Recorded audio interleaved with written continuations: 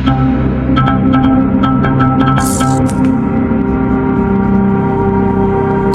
guys, Halo, guys. Assalamualaikum warahmatullahi wabarakatuh. Perkenalkan saya Indri dan di sebelah saya ada Bapak Jenji Gunaidi Argo. Bapak Jenji. Iya. Sapaan hangatnya adalah Pak Pak Jenji. Betul. Kali ini podcast FEB diisi oleh beliau. Bapak Jenji ini merupakan seorang dosen di jurusan manajemen dan juga keuangan perbankan. Iya. Ya. Nah, ini kita tertarik membahas salah satu mata kuliah nih Pak. Jadi Oke. waktu saya sempat ngeliat di prodi keuangan perbankan, Ya. ada salah satu mata kuliah namanya Customer Service. Yang mengajar itu Bapak dan Ibu Dina. Dina. Silalahi. Nah, jadi saya tertarik ini biasanya kalau customer service itu kan cowok, Iya. cewek ya Pak, cewek. Ah. Nah, saya juga pengen tahu nih, kalau anak cowok di kelas customer service itu Seperti gimana apa? sih Pak? Iya, baik. Terima kasih Bu Indri. Jadi mata kuliah customer service Iya. yang seperti itu kalau di D3 keuangan perbankan itu mata kuliahnya praktek pelayanan nasabah. Iya. Ya, ada praktek pelayanan nasabah, kemudian ada praktek simulasi bank. Nah, di dalam praktek pelayanan nasabah itu sendiri adalah khusus kepada customer service. Ya, kalau di simulasi bank itu menyeluruh, mulai dari transaksi teller, ke sistem teller, sampai dengan ke pembukuannya. Nah, kembali kepada materi customer service itu sendiri ya. Jadi di dalam praktek pelayanan nasabah, kami mengajarkan bagaimana seorang customer service itu memberikan pelayanan yang baik ya kepada nasabahnya, seperti itu Bu. Nah, sebenarnya saya tertariknya pertanyaan gini Pak, Ya. kenapa harus ada mata kuliah customer service? Apakah memang goals dari luarannya prodi tersebut semuanya bekerja di bank gitu? Atau ya dibekali karena mungkin ada mahasiswa lainnya yang nantinya akan kerja mungkin nggak hanya di perbankan gitu ya? Baik, nah jadi kenapa diajarkan materi customer service? Karena di dalam praktek perbankan yang diberikan pada program studi D3 keuangan perbankan itu sendiri ada tadi customer service ya dengan teller. Nah, mereka itu adalah sebagai front office ya yang langsung bertemu dengan nasabah. Nah, sehingga di dalam mata kuliah ini adalah ingin memberikan pengetahuan praktis bagaimana mereka itu dapat berinteraksi kepada nasabahnya atau calon nasabah, kemudian memberikan pelayanan yang baik seperti itu Bu. Iya. Jadi berarti kan nggak hanya mungkin tujuan utamanya untuk ini ya perbankan. Di dalam lulusan capaian ini tidak hanya di keuangan perbankan, seperti pada ada nggak nih Pak mahasiswa yang melapor misalnya, Pak saya ternyata kerjanya nggak di perbankan tapi bermanfaat banget nih mata kuliah ini. Iya betul, baik. Seperti tadi lulusannya tadi adalah D3 keuangan perbankan, sehingga bisa di keuangan non bank atau kepada bank itu sendiri. Kepada perbankan ya kita sudah ketahui bank-bank nasional dan swasta, kemudian yang non bank itu di perusahaan asuransi, kemudian di misalnya di BPJS, jadi penilai? Bukan, kepada ininya pelayanannya ya yang berhubungan langsung berinteraksi dengan nasabah atau calon nasabah, seperti di perusahaan asuransi atau leasing, untuk dana pensiun. Nah, itu lembaga non keuangan seperti itu ya. Nah, kan kenyataannya nih Pak, kalau pada saat kita menghadapi customer, kan selama ini mungkin yang diajarin di kelas itu ada etika, tata krama. Tapi kan sering ada customer yang sekali di telepon, saya nggak mau ngomong, dimatiin gitu. Kita apa diajarin cara menghadapi seperti itu? Ada Ibu. Dan yang kami berikan adalah pertama juga selain dari greeting juga grooming ya, persiapan dari mahasiswa itu sendiri untuk terjun langsung ke dalam dunia pekerjaan. Kemudian untuk greeting mulai dari memberi salam, kemudian memperkenalkan diri, kemudian kami ajarkan juga untuk berkomunikasi yang baik, kemudian mendengarkan keluhan-keluhan kepada si nasabah tersebut, sehingga bisa mendengarkan dengan seksama, mempunyai empati ya terhadap permasalahan mereka dan bisa memberikan solusinya, betul Ibu. Iya, Seperti itu. berarti diajarin jurus-jurusnya ya teman-teman. Iya. Juga dari dalam Iya, kelas aja betul. udah diajarin jurus-jurus gimana caranya menghadapi customer service yang menyebalkan Iya. mungkin ya Pak. Dengan cara harus kita pertama ikut empati, mendengarkan dulu Bu. Soalnya biasanya kalau kita tidak mendengarkan keluhan mereka juga akan kembali lagi ya, akan merasa emosi dan sebagainya. Sehingga kita turut apa ya namanya, mempunyai empati ya. Setelah mempunyai empati, mengetahui permasalahan dari nasabah tersebut, kemudian kita bisa memberikan suatu solusinya. Memang dibutuhkan kesabaran. Nah, itu teknik soft skill itu yang memang harus kita berikan Ya, kepada terus diasah mahasiswa. ya, Iya, mahasiswa. betul. Challenge-nya gimana nih Pak, seorang cowok menjadi customer service? Iya. Selama ini Bapak mengajar di kelas, challenge-nya apa yang dihadapi nih, menghadapi anak-anak laki-laki di kelas? Pertama di dalam kita melakukan pembelajaran gitu ya kepada yang pria-pria, pertama kita lihat dulu mereka, kita ajak komunikasi dua arah, kemudian ini kok diam ya, padahal nanti mereka juga harus mencoba bisa berinteraksi. Nah, kita bangunlah semangatnya, kemudian kita berikanlah suatu penjelasan bahwa kalian itu tidak bisa diam gitu ya, tidak mempunyai interaksi. Nah, di situ kita mulai melatih dengan cara memberikan simulasi Bu. Ya, nah simulasinya itu adalah dengan temannya ya, dua orang ya, yang satu sebagai nasabah, satu sebagai customer service. Nah, kemudian nanti akan bergantian. Nah, itu mereka menyiapkan dialognya, kemudian mempersiapkan waktu, mereka akan tampil bergiliran. Nah, kemudian kita akan melihat dan memberikan masukan kepada mereka. Nah, sistem pembelajaran dalam prakteknya seperti itu. Iya. Jadi kenapa tadi selalu saya tekankan di bagian yang anak-anak cowok ya teman-teman semua, karena memang pasti kalau cewek itu kan jauh lebih mudah untuk apa ya Pak? Betul. Membaurnya, jadi suasana sebagai customer service nantinya. Tapi kalau cowok itu saya tahu ada standar malu-malu, kan Pak. Saya pernah melihat waktu itu Bapak ngajar di kelas, pas mereka lagi pakai jas hitam. Ya. Betul. Jadi ngelihatnya cowok-cowok itu pada ada yang lagi touch up, mungkin ya bahasanya ya, sisiran segala macam. Nah, seberapa penting untuk kita first impression untuk good looking Pak? Atau lebih baik membuat customer itu nyaman dulu gitu ngomong sama kita? Oke, terima kasih Bu. Nah, di dalam praktek pelayanan nasabah ini memang kita selalu mengawali dengan penampilan ya, kita lakukan groomingnya tersebut, karena dengan kita memiliki penampilan yang baik itu sudah memberikan rasa kepercayaan diri terlebih dahulu kepada orang tersebut ya, atau customer service itu tersebut, sehingga setelah timbul rasa kepercayaan diri, kemudian dia juga bisa menjalankan tugas fungsinya sebagai customer service dengan baik gitu. Jadi memang kami ajarkan seperti itu. Tapi memang tadi penampilan yang dijaga dulu ya di awal ya Pak ya. Karena memang nggak menutup kemungkinan orang lihat kita first impression dari dari good looking. Karena ada juga yang kalau kita lihat belum timbul rasa percaya diri, sehingga kita juga rasa kikuk mungkin ya, kan akan kikuk bagaimana, sehingga kita melatih mereka setiap praktek harus menggunakan pakaian yang rapi, mengajarkan menggunakan dasi.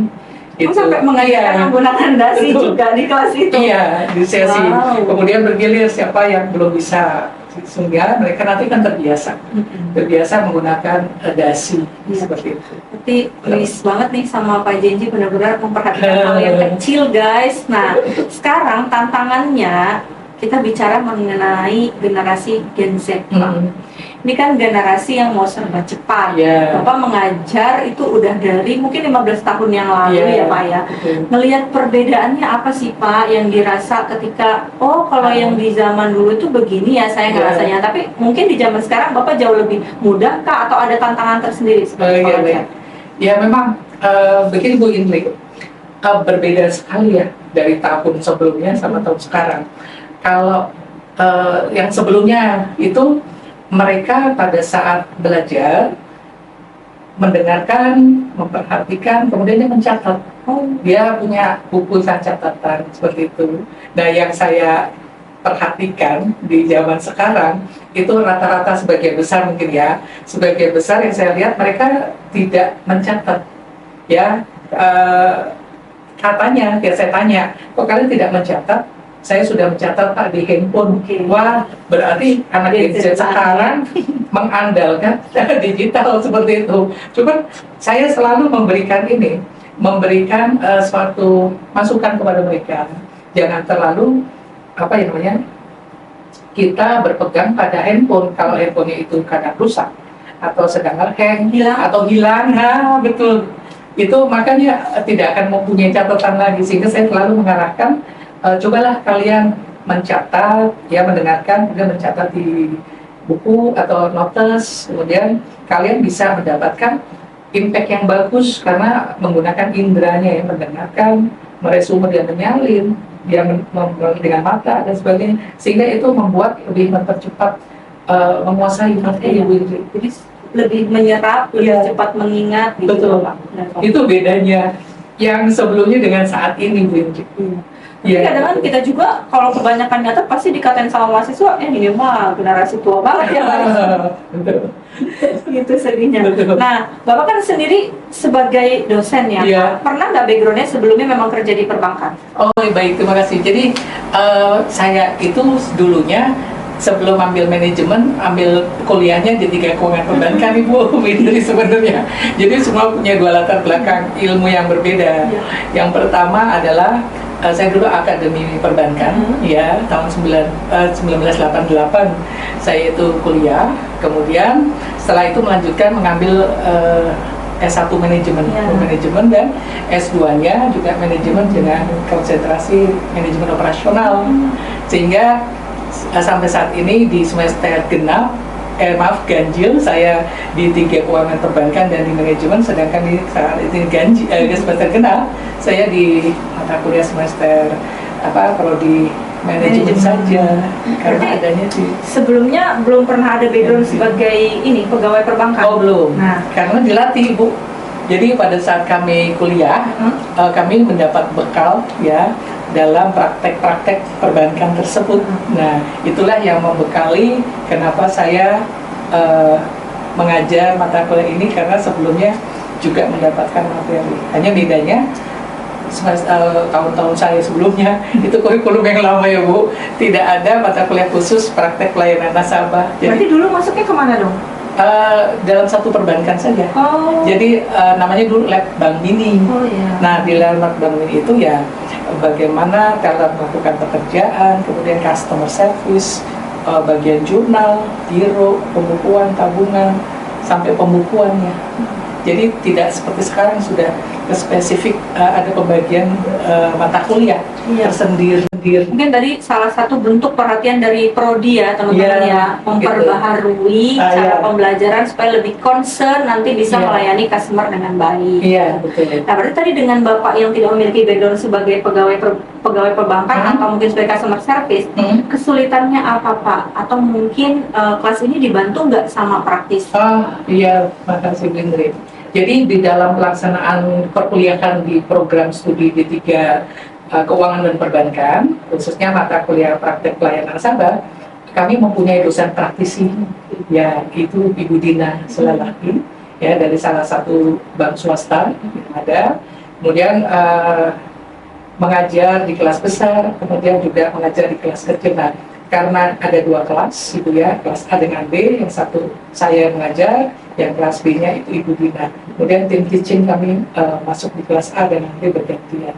Nah, adanya tambahan perkembangan di dalam pelayanan, bentuk pelayanan ya yang diberikan oleh suatu perbankan dari praktisi tersebut. Oke, jadi masuk makin tergambar ya apa yang terjadi. Nah, kalau company visitnya Pak, mereka visit langsung melihat bagaimana cara melayaninya, pernah nggak Pak? Ada Ibu. Jadi pada saat tatap muka teaching gitu ya, materinya kebetulan itu Ibu Dina, dipegang kelas A dengan B, diberikan tugas untuk mengunjungi salah satu bank, saya tidak usah sebutkan nama banknya Ibu ya.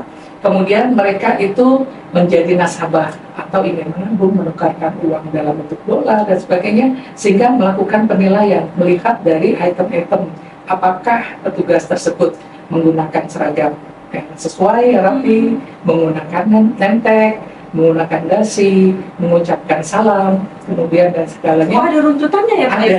Ya? Oh, oke. Ada Ibu. Sehingga nanti hasil pengamatan mereka itu mereka akan checklist sesuai tidak sesuai, sesuai tidak sesuai. Nah, mereka akan mengetahui dan belajar melihat kondisi tersebut. Nah, mulai dari sabunnya juga menerima tidak apa sebenarnya apa yang namanya membukakan pintu Iya. kan ya. Kan fun fact-nya salah gitu. satu bank Asia terbesar ya Pak. Iya. Katanya itu sampai dengan satpamnya loh teman-teman ya. Iya, betul. Dia kasih pelayanan Iya. gitu kan. Berarti ya keren banget ya gitu sampai apa Iya. bagian penjaga loh Pak, Betul. kan itu harusnya ya.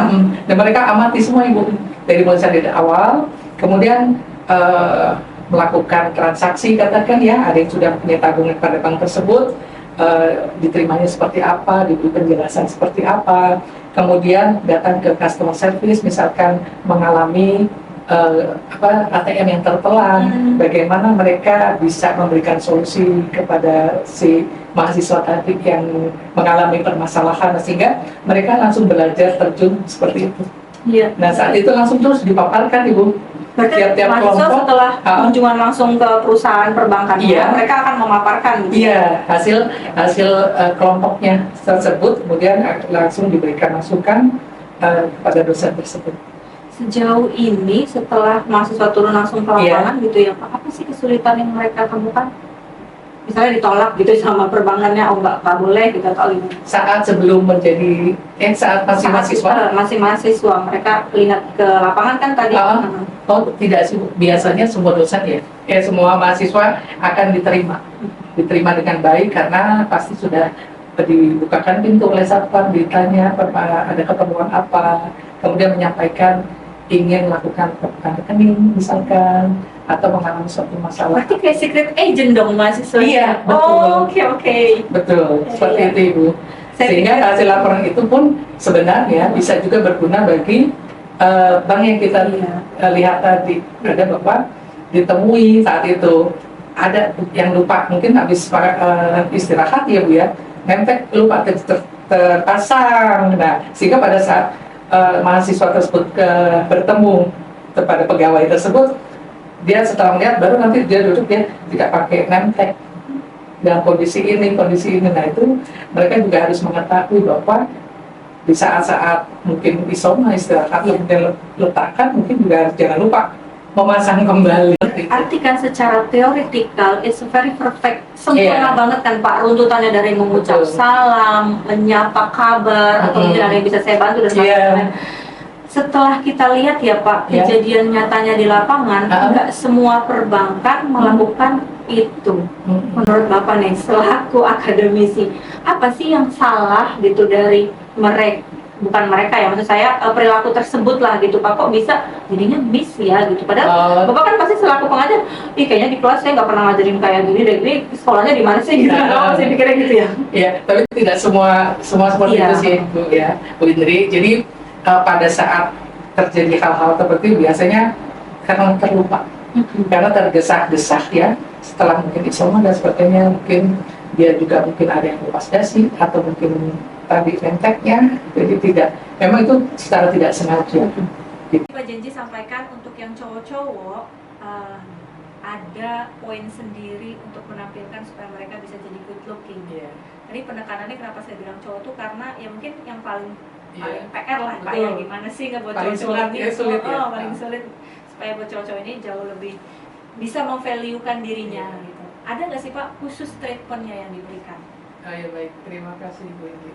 Jadi di dalam materi pembelajaran yang kami lakukan itu di tatap muka ke-15 kami ada beauty class ya, beauty class yang mengisi adalah dari kerjasama dari FEB UPN Veteran Jakarta pada prodi D3 Ekonomi Perbankan dengan Wardah Ibu. Jadi kami mendatangkan Wardah dan CAF. Nah mereka yang mengajarkan grooming. ya bagaimana. Grooming itu apa sih Pak? Tadi Bapak di awal sebut-sebut Iya. grooming itu apa? Jadi memiliki penampilan yang baik lah, Oh. mempersiapkan dalam bekerja kita mempunyai penampilan yang baik. Nah untuk di wanita itu mulai dari pembelian juga kosmetik, ya apa namanya make up sampai dengan seluruhnya. Sedangkan yang di pria juga pemilihan apa pembersih wajah, parfum ya untuk yang di ruangan, dalam ruangan, indoor, outdoor dan sebagainya, letak-letak penyemprotan di mana titik-titik yang Supaya wangi iya, sepanjang hari. yang langsung bisa tercium Iya. keluar.